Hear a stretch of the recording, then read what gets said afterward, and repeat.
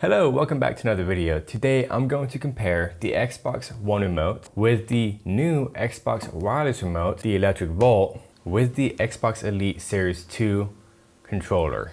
First, I'm going to compare the differences between all three of them. Second, I will talk about what you can do to each one of these remotes to make them comparable to each other. And third, I'm going to talk about which remote I like the best and why. Let's just talk about what's in the boxes. For the Electric Volt, just the remote and some batteries, and it has the manual. And for the Elite, the manual and the charging wire. On the back of the manual, there is this thumbstick adjuster, which adjusts the stiffness of the analog sticks. And on my right analog stick, I like it to be adjusted on, I'd like to say turn 2. And on the left analog stick, I don't turn it at all. This remote has been my daily driver for at least 2 years now. The Elite is a higher price tag compared to these remotes. So with the higher price tag comes higher quality. So let's go ahead and compare the tactile feel of all these different buttons. In this test, we are testing how well the analog stick bounces back to dead center. So comparing the green Volt with the Xbox One remote, the bounce backs and the tension of both analog sticks are nearly identical. I will say on the Xbox One remote, it doesn't feel nearly as smooth moving the stick around compared to the Volt, but that could also be just due to age. A big example on the quality of this remote is simply the thumbstick travel. So first of all, the travel of the stick, it feels slightly weighted. And with it being weighted, you have a bit more accuracy. And I can definitely see that when I'm playing my first-person shooter game, Apex or Warzone.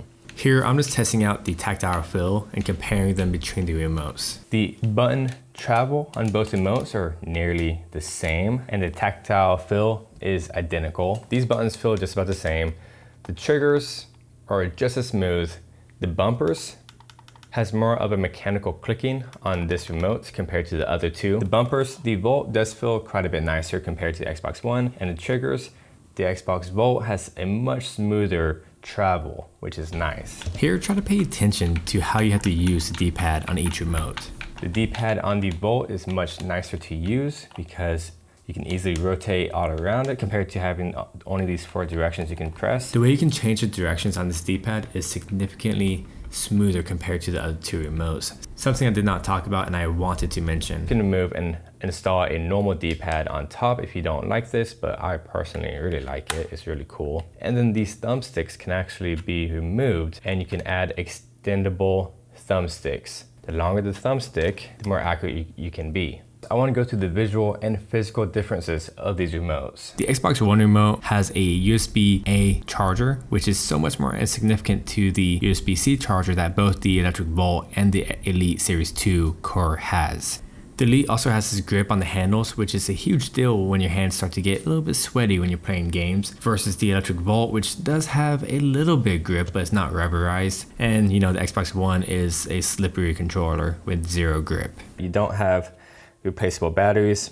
It's a battery pack already within the remote that you charge up. And of course you have these slots that you can easily install these paddles that you can map to different buttons, which you do by plugging in your remote to the console or computer. In the computer's case, you open up Xbox accessories, and the center button is how you swap between 3 custom profiles, and you still have the default profile. That same button on the Electric Volt is the Insta Share button, so it does not have that feature. Then you can adjust how aggressive you want the analog sticks, change the trigger sensitivity, same with the vibrations on all 4 different locations. And finally, you can customize the colors of each profile. And here is where you can change the travel of the trigger. So you can go from full travel to very little travel. And of course, you can get a charging dock that you could just dock your remote at and charge it. And the on button, you just press it and it doesn't really sink into the remote, unlike this one, where it does. So this is indeed my favorite remote and that I truly like a lot because it has already increased the quality of my gameplay. But let's say you don't want to spend this much money. What are some accessories that you can